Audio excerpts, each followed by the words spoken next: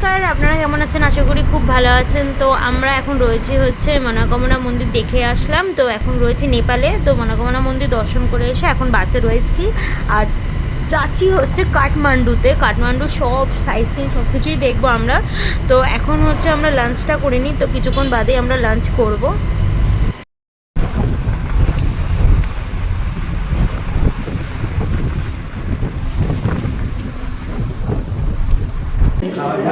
এতে ছিল হচ্ছে সোয়াবিন, ডাল, ভাত। তো আমি বেশি কিছু নিইনি, শুধু সোয়াবিনটাই নিয়েছি আর খেয়ে নিলাম সোয়াবিন দিয়ে ভাত। তারপর হচ্ছে আবার গাড়ি চলতে শুরু করে দিয়েছিল।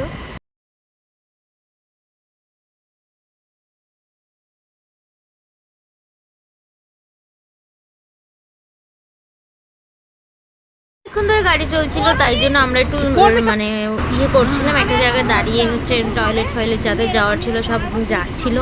তো সামনে দেখতে পাচ্ছেন দৃশ্যটা কি সুন্দর, মানে এখানে যেখানেই দাঁড়াচ্ছে সেখানে দৃশ্যগুলোই মানে জাস্ট অসাধারণ, দেখতেই পাচ্ছেন খুবই সুন্দর। তো গাড়ি চলতে চলতে অনেকটাই বেলা হয়ে গেছিলো, মানে প্রায় রাতই হয়ে গেছিলো। তার মধ্যে প্রচুর বৃষ্টিও নেমে গেছিলো আর আমরা কাঠমান্ডু অনেকটা কাছে চলেও এসেছি। মানে আমাদের হোটেলে ঢুকতে ঢুকতে প্রায় 9টা বেজে গেছিলো। অনেকক্ষণ ধরে সেই সকাল থেকে আমরা গাড়িতে রয়েছি, এখনও পর্যন্ত আমরা গাড়িতেই রয়েছি, কিন্তু একটুও বোর হচ্ছি না, একটুও না বোর হচ্ছি না। বিকজ এত সুন্দর দৃশ্য দেখলে আপনাদের বলুন কার বোর লাগবে? আমার তো খুবই ভালো লাগে এরকম রাস্তাঘাট দেখতে, মানে এত সুন্দর, মানে সত্যি খুবই ভালো লাগে। তো তারপর আমরা হোটেলে ঢুকে গেছি, আমাদের হচ্ছে কাঠমান্ডুর হোটেলে। তো ঢুকেই হচ্ছে রুম ফুম নিয়ে নিয়েছিলাম। তো তারপর একটু চা আর একটু পকোড়া খেয়ে নিলাম আমরা।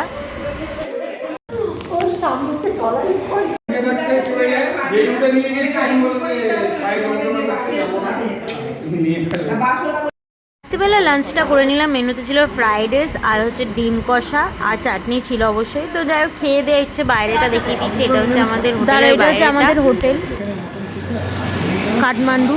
এখানে রান্না হচ্ছে আর এখানে জলটা পড়ছে কি সুন্দর।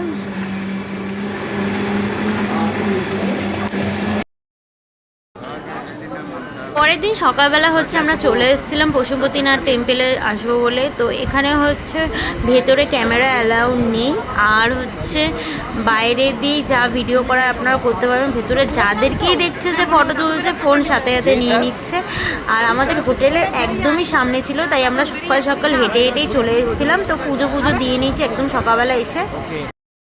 পশুপতিনাথে সকালবেলা এসে মন্দিরে পুজো দিয়ে তো বেশি ভালোই লাগছিল, মনটা মানে ভালো হয়ে গেছিলো। আর এখানে কিন্তু হিন্দুরাই আসতে পারবে, এখানে কোনো রিলিজিয়ান্স মানে কেউ ওরা আসতে পারবে না। তো লেখাই ছিল এখানে বোর্ডে। এগুলো আমি এরকম অনেক জায়গায় দেখেছি শুধু লেখা ছিল হিন্দুরাই আসতে পারবে, সেখানে অন্য কোনো ধর্মের মানুষদের অ্যালাউ করছিল না। তো এটা দেখে আমার তো বেশ একটু ভালোই লেগেছে। যাই হোক, তো তারপরে হচ্ছে আমরা পুজো দিয়ে নিয়েছি আর তারপর আশেপাশে যেখানটা ছিল ঘুরে নিয়েছি। আমাদের হচ্ছে পশুপতিনাথ মন্দির দেখা হয়ে গেছে, প্রচুর লাইন পড়েছে, পেছনেই মন্দির, এই পুরো লাইন পড়ে গেছে। এই যে পশুপতিনাথের মন্দির বাইরেটা।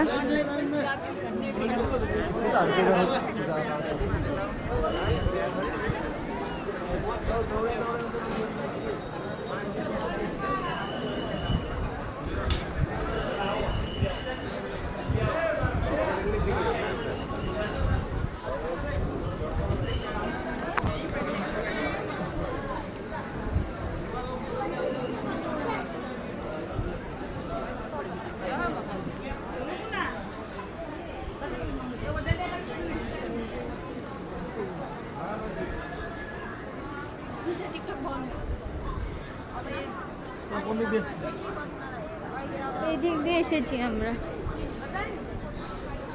হ্যাঁ, এই দিক দিয়েও যাওয়া যাবে, এই দিক দিয়ে বেরিয়ে ওই দিকে সোজা।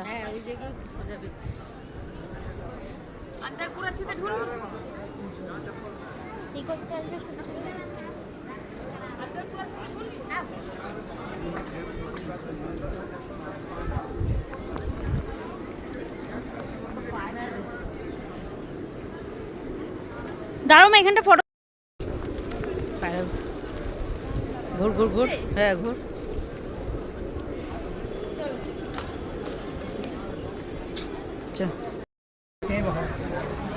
তো আমাদের দেখা হয়ে গেল।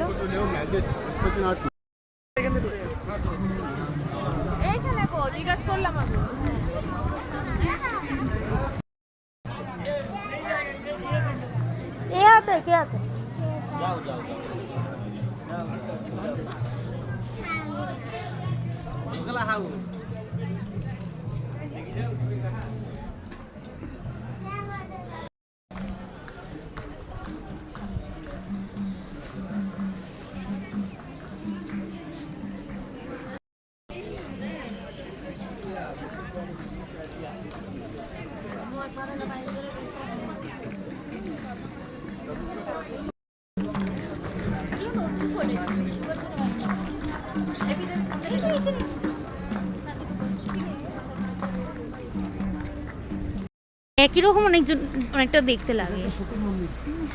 হ্যাঁ হ্যাঁ ওখানে গেছিলাম আমরা তখন ঢোকার সময়।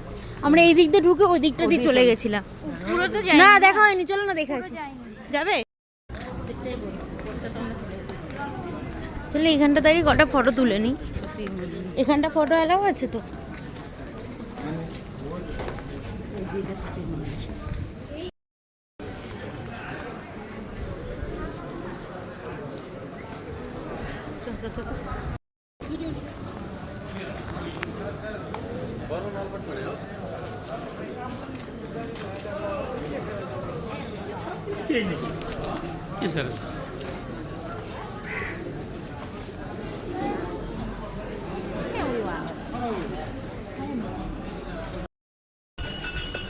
চল পরে কিছু ফটো পাঠিয়ে দিবে হ্যাঁ হচ্ছে শ্মশানও ছিল পশুপতিনাথের মন্দিরটা এমন, যেখানে মন্দিরের পাশেই হচ্ছে শ্মশান। আরে কি বলো তো, মেন সমস্যা নেটের না খুব সমস্যা। নেটের তো 7 দিনের ছিল, আগে করে তারিখ আজকে মানে শেষ হয়ে যাবে। দেখি রিচার্জ যদি করতে পারি কত নিব, আজকে শেষ হয়ে যাবে। এবার নেট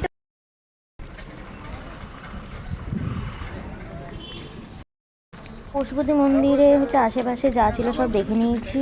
আর ওখানে হচ্ছে টিপ পরিয়ে দিয়েছে, সেখানে টিপগুলো হচ্ছে চাল সিঁদুর দিয়ে গুলে পরায়, ইউনিক। আর সাথে হচ্ছে আমি একটা রুদ্রাক্ষ মালাও পরে নিয়েছি, আর বেশ ভালো লাগছিলো। এখন হচ্ছে আমরা হোটেলে চলে যাবো। হোটেলে তো যেহেতু আমাদের রাস্তা হেঁটেই যাওয়া যায়, তো যাওয়ার পথে একটা শিব মন্দির ছিল, ওখানে নমস্কার করে নিলাম, দর্শন করে চলে এসেছি। এখন হচ্ছে হোটেলের রুমে বসা। আর এখানে দেখতে পাচ্ছেন আমার কপালের ওপরে চালের টিপ দিয়ে দিয়েছে। এই নেপালে আমি দেখেছি বেশিরভাগ জায়গায় এইভাবেই টিপ পরানো হয়, মানে চালের মধ্যে সিঁদুর গুলে দেয় এবং তারপর টিপটা দিয়ে দেয়। তা আমাকে বিরক্ত করতে একজন চলে এসছে। হ্যাঁ এখন বিরক্ত করি না, হ্যাঁ আমরাও করি।